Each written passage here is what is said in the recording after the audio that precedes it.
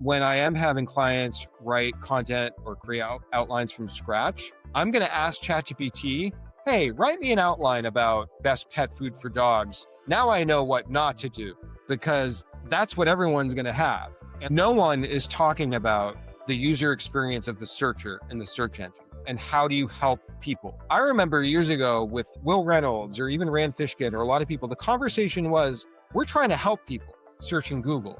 We're trying to help my grandmother that's, looking for an assisted living home, or like somebody that's researching, what do I do with my old spare tires? Or like, I have this medical condition. There was a time and place when the predominant conversation in the SEO industry was, how do we help people searching? Hi everyone, today I'm joined by Dan Shure. He's one of my most favorite people in the space of SEO. He has over 15 years of experience in this space and is the founder of Evolving SEO.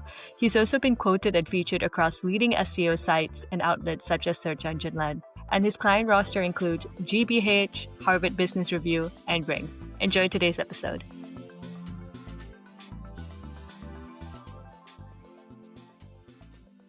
Dan, thanks for joining me again and having another conversation. This time around, I would love to get your thoughts on the SEO space. I mean, AI's effect on the SEO space. But before all of that, maybe you can share a bit more about what you do. I know you're a veteran in this SEO space. You've been around for like 15 years.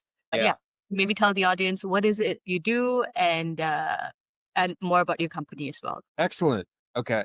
So I got into SEO because I was teaching music lessons and I moved to an area and had 0 students, 0 business. So I made a website for myself and taught myself SEO. And I got like 2/3 of my student signups through SEO, through local SEO. And this was back in 2008, 2009. Funny enough, I actually got the rest of them from Craigslist, where I, was teaching myself HTML. So I was making my Craigslist ads look really, really nice with like photos and bolded headers and stuff like that. And I helped my dad with his companies and SEO, and then my piano tuner friend and my dentist and my dog trainer, and, lots of local SEO initially. But I found over the years, I'm pretty good at seeing a problem and then saying like, I want to solve that problem. So it happened to be SEO. But the thing that's funny about it at the time, I actually didn't realize people did SEO professionally, just as like, that's all they did. I thought it was just something everybody built into websites they were making. So I was listening to the SEO 101 podcast in 2009, driving home from New York City. And I heard them talk about like, oh, I'm doing keyword research and I'm doing SEO full time. And the light bulb moment right there connected, where it's like, oh, well, I've been doing SEO. That's the part of it I actually like. I don't like the making of the website or the developing or the coding. So that's what I want to do. And then it was at that moment that I made the decision that I wanted to do SEO full time. So that's what I've been doing. But that's kind of the backstory, how it began. And currently I'm an SEO consultant. My company is called Evolving SEO. It's myself and my wife. She runs the business part of it, which thank goodness, because I'd be awful at, QuickBooks and stuff. And I do the SEO consulting and work directly with clients. And I also have the SEO podcast called Experts on the Wire. However, that ran for 6-7 years. I haven't done an episode recently. I don't think I'm going to do more episodes. I'm not totally certain about that yet. First time telling anybody, by the way. But I think I'm probably moving on from that. Not an official announcement, but we'll see what happens. I will say also, this is the interview for firsts. I have never said this publicly anywhere, but I started a TikTok account the beginning of the year. I'm calling myself Evolving Dan. So throw off of my business name, Evolving SEO. And on that TikTok account, I'm really figuring it out. I mean, I'm stumbling a lot, but I've kind of landed on talking a bit broader about creativity, creative problem solving, a little bit of SEO, definitely a bit about business and content, and doing like short form vertical video content. So it's a place where I can be more fully myself, because SEO is only one particular lane, but I'm always viewed myself and just naturally been somebody that does many, many other things. And I'm trying to bring all that together in one place. So for the listeners, I kind of scared mentioning this because like not all the content's amazing yet, but it's something that I want to get very good at, about just getting on camera and talking and sharing my thoughts and advice and stuff like that. So You could be one of the first people to check it out, and you can laugh at me if you want, but that's where I'm at. That's where I'm mostly publishing. I haven't said that at all anywhere else. And for SEO, I help a whole variety of clients like publishers, a lot of SaaS companies recently. I haven't done local SEO for many, many years exclusively. So yeah, that's kind of what I'm up to currently. Awesome. Just to summarize, it's great that you went from family to friends to then scaling your business, and now you're continuing to experiment and sort of like go into uncharted territories for yourself by Yes. venturing onto TikTok. There's actually quite a few. Like, I'm very excited that you're in that space because I do feel like a lot of people in SEO are actually not taking advantage of TikTok as much, kind of pushed to social media teams, understandably, but like Mhm. it is a very interesting search engine as well. Yeah, I So had a client in TikTok and I was just having them shoot videos and then they send them to me and I do all the uploading and tagging and everything. And they were getting thousands and thousands of views with no followers because that's how TikTok works. And it's also a search engine. So they had a video that had a very long tail of traffic and visibility in TikTok for like a year and a half because TikTok is being treated as a search engine by a lot of people. Oh, yeah. I mean, I know we're here to talk about AI, of course, but I am echoing that I agree a lot. There's so much opportunity in TikTok that a lot of SEOs are not taking advantage. makes a lot of sense. And also, I'm assuming now with AI's effect on search engines like Google and trying to compete to sort of be part of the AI snippet up top Yeah. and not knowing if you get clicks that will then transfer to your business. There's lots of unknowns in that space, right? So I guess diversifying on different platforms is kind of a smart play. And it'll be interesting to know actually on that note, like how has AI changed your day to day? How has the past year been, with the rise of LLMs and incorporating into your workflow? How has that changed for your work for your clients? Yeah. You can tell me about how your day to day has changed. There's a lot to dig into. I've got a couple things I want to try to make sure we touch upon, some main points, but that's a good segue to the first one, which is content. So, one thing I work on a lot with clients is advising them on content creation. So, coming up with the topics, helping the writers understand how to create good content, updating it, getting it to rank. So, a lot of content marketing. It's still a thing, by the way, even though all the headlines are saying, like, top of funnel content is dead, SEO blogs are dead. None of that's really true because we can see it in the metrics.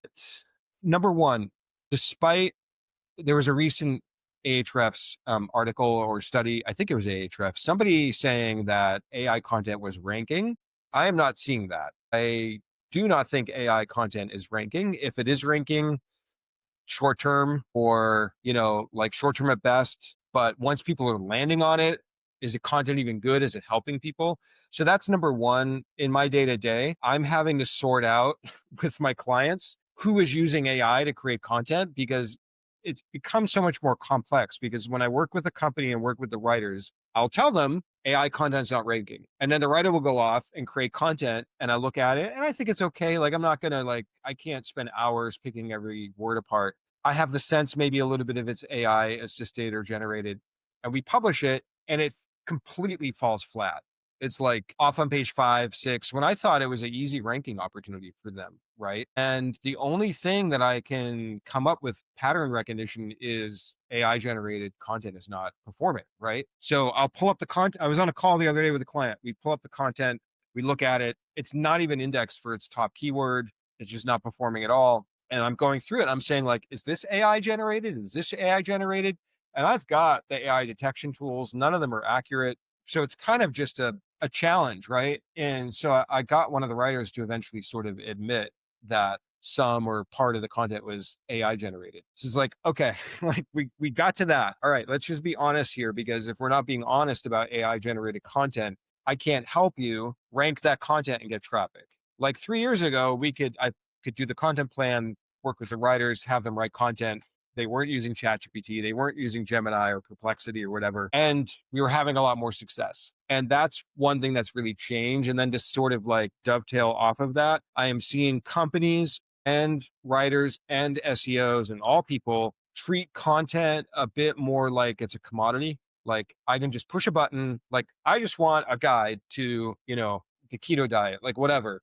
I want a guide to, conversion rate marketing, like whatever the topic is. Let me just push a button, spit it out and publish it. Like a lot of people, I think, are thinking content's going to be a lot easier or should be a lot easier because of AI. And sure, I want to talk about some things and ways you can use AI assistively with like agents and deep research. But the actual writing, like if you're generating your text in your writing with an LLM, you're adding nothing new.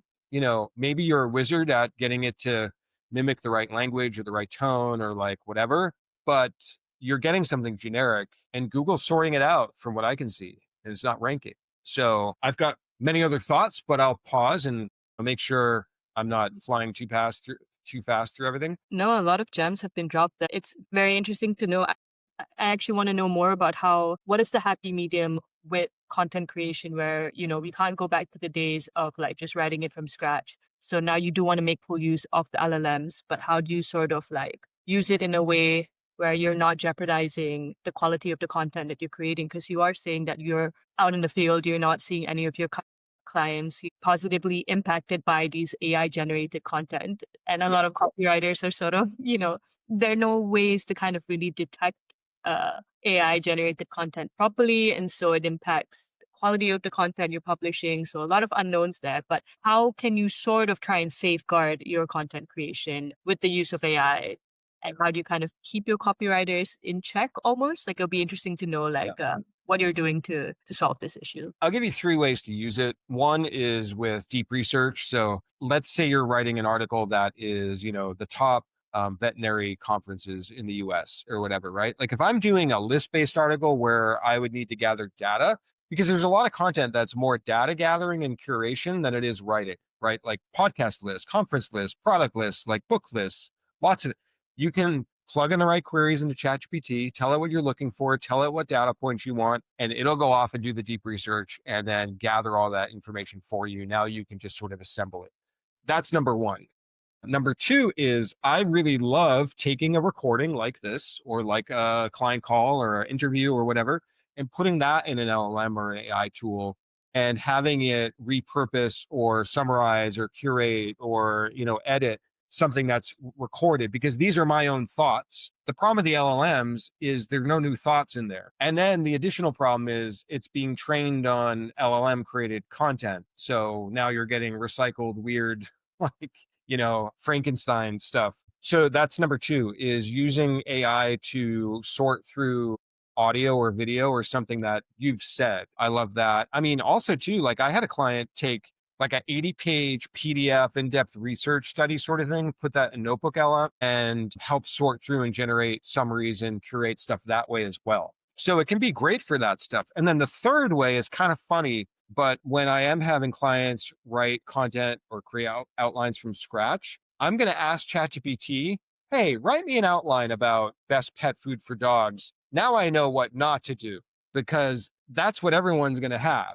And I wish there was a tool that would do something like that where I could plug in my piece of content and it would tell me everything that's already been said and recycled and present in other LLMs because I want to know where the value add is, right? So those are three ways. But I think that, yeah, and I want to get to your other question about how to know like what writers are doing if they're using AI. But I think there's a really, really much bigger important issue that I want to highlight. And if there's one thing that I want everybody to sort of take away from this conversation, and it's a hard conversation, but this would be the one thing, and it's the one thing that's bothered me the most in the SEO world in the last couple of years since AI has come out. And that is, I'm going to say no one and be hyperbolic, but no one is talking about the user experience of the searcher in the search engine and how do you help people. I remember years ago with Will Reynolds or even Rand Fishkin or a lot of people, the conversation was, we're trying to help people searching Google. We're trying to help my grandmother that's, looking for an assisted living home or like somebody that's researching, what do I do with my old spare tires? Or like, I have this medical condition.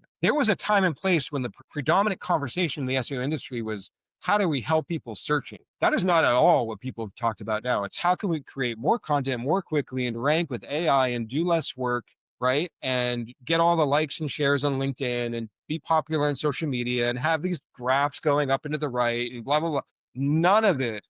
And again, I'm being hyperbolic, but I haven't seen much of anything at all. If, maybe 1% at best of people talking about how are we helping the people searching? And you could tell I'm getting like very hyped up about this, but it's like something that, You, yeah, yeah. And that's the actual work, right? Like, right. Like SEO for? Because when I sit down with a writer, I want to talk through who are we trying to reach with this guide to manage detection response, which is like a cybersecurity thing. I'm working with a cybersecurity company. Who are we trying to reach with this, and what are their problems? What are their emotions? What are their struggles? And not only that, like, how are we trying to help them with content, but what are their struggles searching in a new AI world? So I would love to understand better. And one usage I've used with my TikTok account is occasionally I will make a video where I'm asking just regular people, what's your experience been using Google or been using ChatGPT lately? Like, are you satisfied with the AI? Like, I want to understand how are everyone's so up in arms about AI overviews and it's taking away clicks and ChatGPT stealing traffic from Google, which it's not, and blah, blah, blah.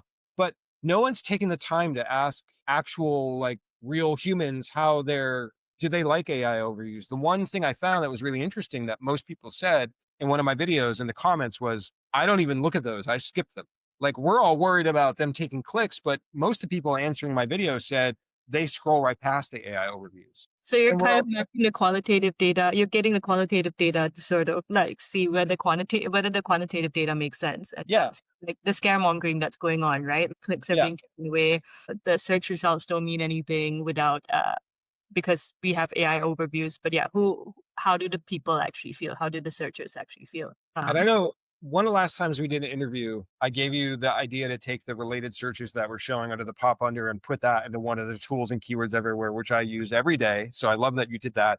So here's the idea for this call, which I'm just coming up right now, this interview, which is I think keywords everywhere out of many of the SEO companies is very well suited to make a survey or gather actual data on how I don't and qualitative is the right word here, right? I want to know, how are people feeling about using Google and how are they behaving and how are they struggling to find information, and if they can't find it in Google, are they going to TikTok, or they, right? Some sort of survey or actual where the true intent of it is to actually understand how real people are using Google and search engines. So getting people's voices. So if anyone's listening to this to this interview, please get in touch with us. I'll send out a survey. I would love to know what you're doing. How are you searching? How has, LLMs changed search engines for you? Are you a bit overwhelmed by the LLMs? Are you going onto social media to get your information instead? Would you like more authentic, like personable information? So you're going onto platforms like TikTok where you're getting it from, faces, images, videos. So there is some authenticity because it's all just being written by AI. That would be very interesting to know, definitely. I very quickly want to circle back on another point you made and just highlight it. Some of the gems that you dropped in terms of like content creation in the age of AI is to focus on proprietary data, right? So that can be any recordings that you have, any information, and kind of binding that together with like an outline that you can get suggested from ChatGPT. So if I understand correctly, that's basically the strategy that you're using for your clients, and what you've seen has worked well by Yeah, combating. when I can get them to do it. That's the other question you asked, which is, how do you monitor and sort of like QA, quality assurance, quality control, what the writers and the clients are doing? Because some of my favorite clients that I work with, they still want to cut corners and use AI. And like, there's a company I'm working with that the two people I love them. They're great. We enjoy working together, and then they go off and write content with AI, and we get back on the call the next week and I'm like, I think this content's AI generated, is not doing anything, and then nothing ever changes. So, Do you like, think it just kind of has to take its course then? You're sort of also stuck in a position of having to educate these businesses that even though AI is hyped up, you still need to sort of put in a significant amount of work in producing your content. If not, you're not really going to see any return. So are you yeah, I sort of think spending time educating them or just letting it take its course where you're like, okay, go on, play around with the LLMs and create your content, cut costs from an actual copywriter? I think we're at a very interesting place culturally with businesses and corporate and the work environments. It's similar to like the job market, just how people are struggling getting jobs or getting through the application process. Like, yeah, I don't have the magic answer to getting clients and writers and companies to not use AI. So I think we're at a very interesting point where AI has been so overblown. I mean, when you really think about it, I saw a great TikTok. Somebody is a LLM engineer, and they explained it like AI is kind of misbranded.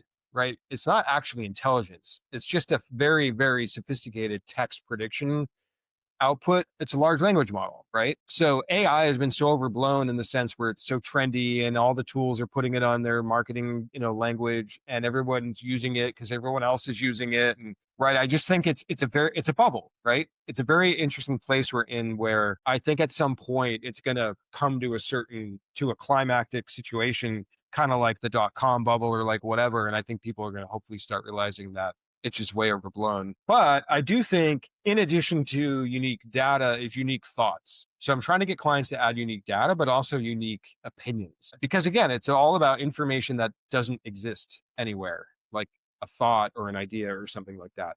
And I also think there's something to be said for the opportunity to be creative right now. Like, I want to make a website that looks like a throwback to like an early 2000s website for myself. I want to do danshure.com, and you go on there and it looks like GeoCities. I found a platform called What is GeoCities? Oh my goodness. Okay. There's the age gap right there. So, and maybe for a lot of listeners too, I shouldn't assume people know what GeoCities is unless you're either older like me or you are nostalgic, into like nostalgia. It was like just very like colorful text-based, simple HTML, CSS, older websites. Think like web rings or like old school websites from the early 2000s. No JavaScript, not really any design. Like, if you can call it a design, right? It was all like pixelated and like all these like bright colors everywhere.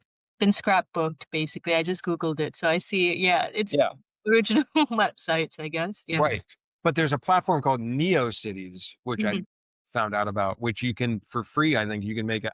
Not plugging them. I mean, this is literally just something I have a bookmark in my email right now that I want to like go look at this.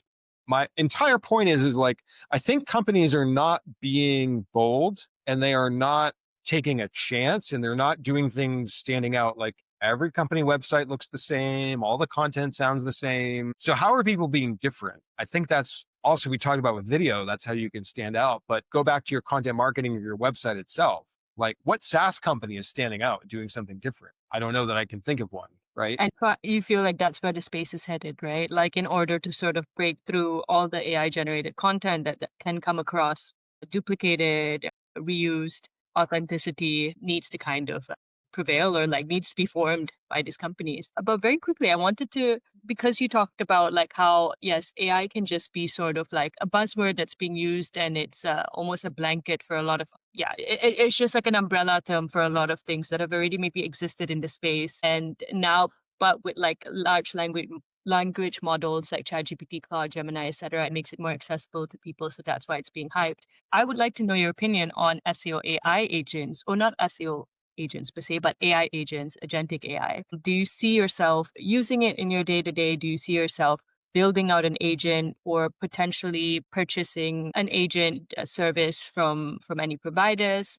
How do you feel about AI agents? And so, just so we're defining this, is this like an agent that will go build like a prospecting list for you, or it'll Yeah, do all the SEO research for you? exactly. How would you see using an AI agent in your work within like your day to day? And also because you have your consulting company, does that then impact the outsourcing hiring that you do? Would you rather have an agent do that work for you? So where do you Right. step with this? So, I've lightly dabbled with it with deep research. I think that's technically an AI agent, right? ChatGPT's deep research.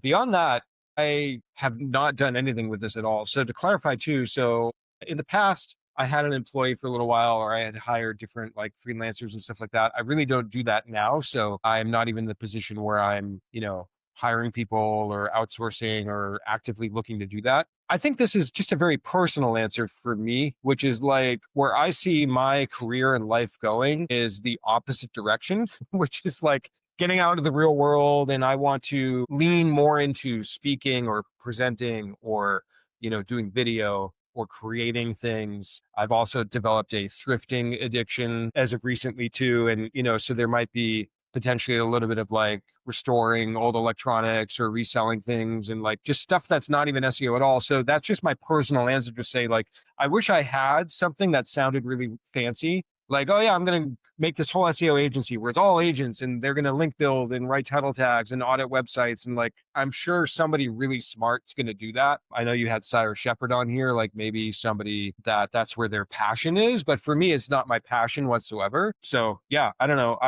If somebody built an agent for me and like, here, Dan, here's an agent, you can go use that and it's going to like solve this problem for you. And it's an actual problem I'm trying to solve, then sure, maybe I'd use it. But I think a lot of these things are hammers looking for nails. And a lot of, again, it's losing sight of the values of like why you're doing something. So I think, again, the mindset has shifted to I could do more, faster, better, make more money, cut costs, like charge more, like, and that's great in a capitalistic, business sort of scenario, which we all live in. So I think that's the reality of it a little bit. But just personally for me, I'm trying to slow down a little bit more, like in the way I'm. You'll purchase, yeah. You personally, you're fine with your, if I understand correctly, you're fine with your workflow currently. You don't need to automate too many things. So the whole jumping onto the AI agent bandwagon isn't something that you need for day to day just yet. But Yeah. if someone that happens to build something interesting enough for you, you probably purchase it, but not really bootstrap it yourself or build it yourself. Yeah. And I'll tell you the one thing I love leveraging AI in my workflow, and that is with recording client calls. So I use a tool called Fathom. I love it.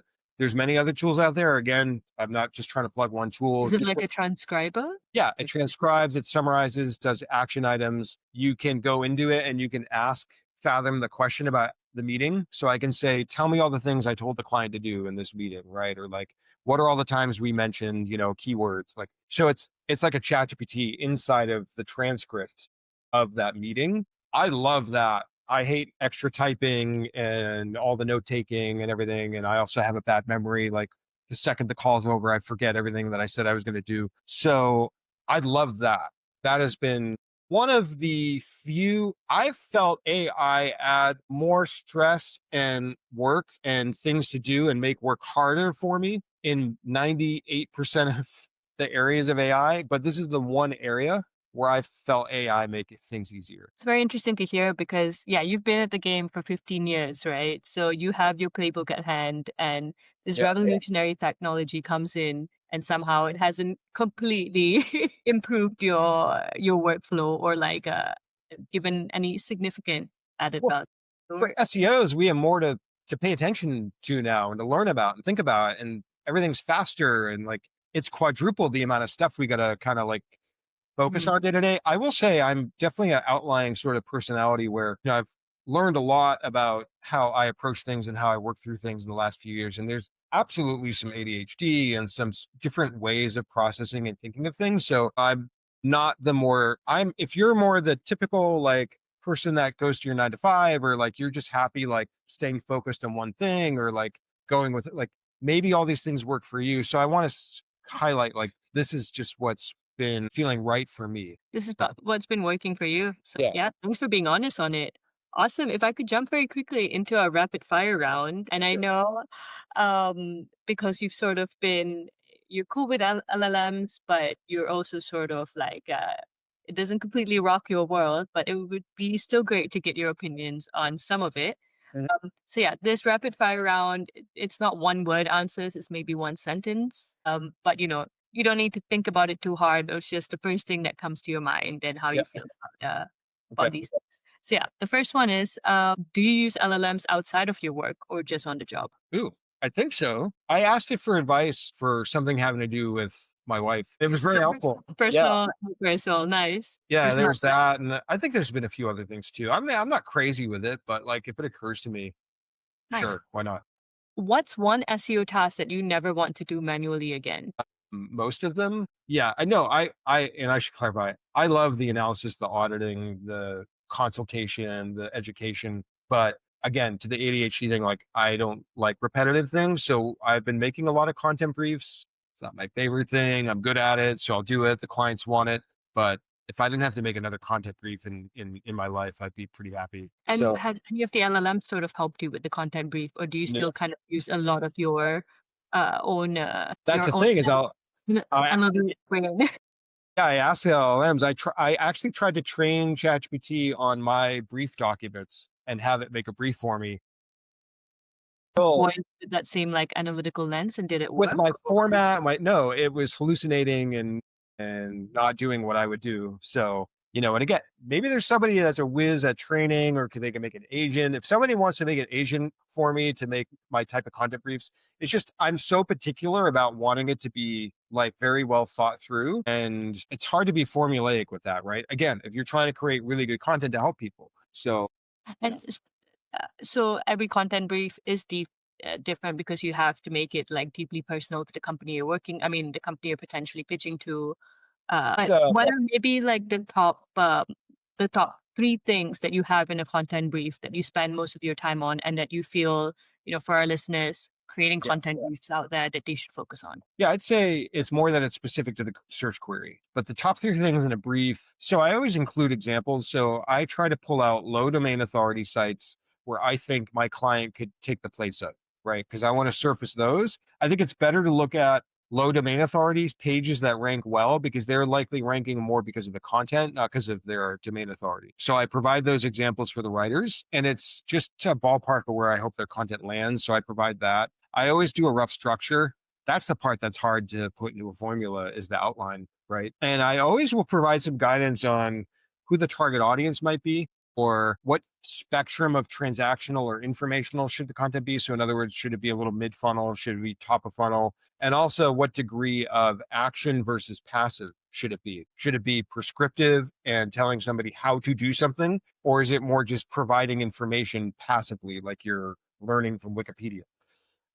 So those are some things I standardly include, but like, how do you formalize that with an LLM? I'm sure there's some way to do it, but I'm not the person to build it. I see, because you're still there's the human element to it. Yeah. And there's a nuance of like sitting down with the topic expert and them being able to tell you, well, all the articles that are giving you lists of SaaS metrics, 80% of the metrics they're all talking about don't make any sense anymore. And so I love having a thought leader sit down and be like, well, actually, what we want to do to rank for SaaS metrics is teach people why the SaaS metrics of 10 years ago don't make sense now. I see. Right. And so that's the kind of content that I think people should be thinking about creating. Don't just fit in with all the other results. Right. So something metrics kind of always tell you have to sort of do the work and do the deep Yeah. research. Yeah. Nice. Okay, next question. Most overhyped SEO trend in the AI era. All of AI. By the way, too, I know these are the hyper questions, the hyper speed questions. I'm not good at brevity. No worries at all. We're not Um, strict to keeping you to one sentence. It's fine. I think the most overhyped thing is that SEO has changed and SEO is dead, and now it's geo or AI SEO or like whatever acronym people want to throw out there. Like, it's so sad to me to see companies move all their dollars to things that do not matter and to change their strategies and to get so distracted. It has been so wasteful in what companies are spending their time and resources on, because of all the people that have an SEO newsletter that want to get clicks and get shares in LinkedIn because that's how they monetize. It's no different than, clickbait or trying to monetize off of sensational headlines. So obviously you can tell me it bothers me a lot, but I think it's just hard to sort through the information. If you're somebody, reading through articles, like ask what their incentive is. Like, why did they write an article saying SEO is dead? Now you need to do geo. And then you go to their website and they sell geo. Like, they sell geo audits. Of course they're going to say, anyways. Do your due diligence. SEO is not dead. Yeah.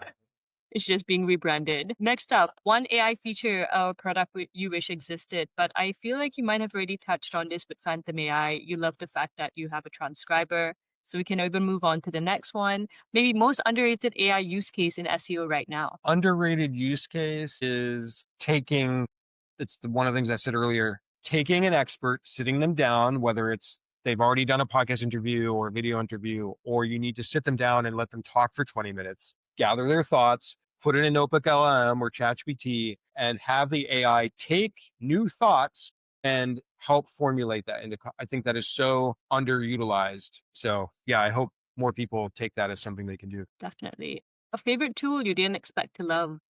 Favorite tool I didn't that's AI based. It could be anything. It doesn't have to be AI. Any Favorite current tool. you're using right now? I don't really expect to love many tools. I'm kind of like somebody that I use tools because I have to. I don't know. It's not my But fun. if you could pick one currently that maybe you can't live without for your day-to-day work.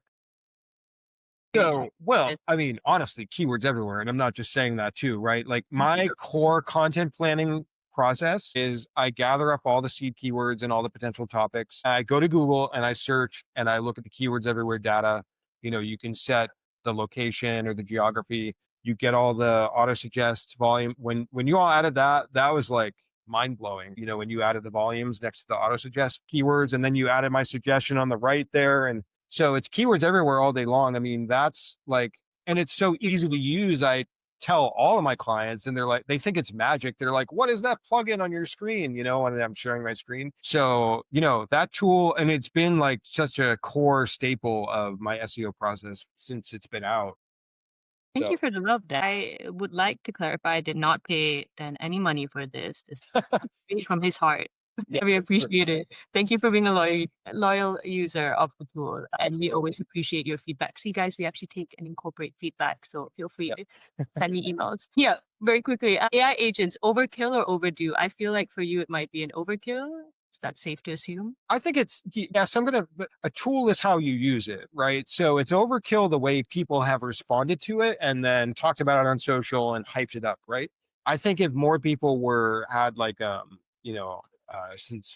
sincere values behind it, or like knew more the why they were doing something. But all I hear about it is like, I fired 100 people and I'm running my agency on, AI agents and I made all this money. And meanwhile, like nobody likes the content they created and like 100 people are out of job. Like, let's do it in the right way, right? Or a way that actually that's a win-win-win.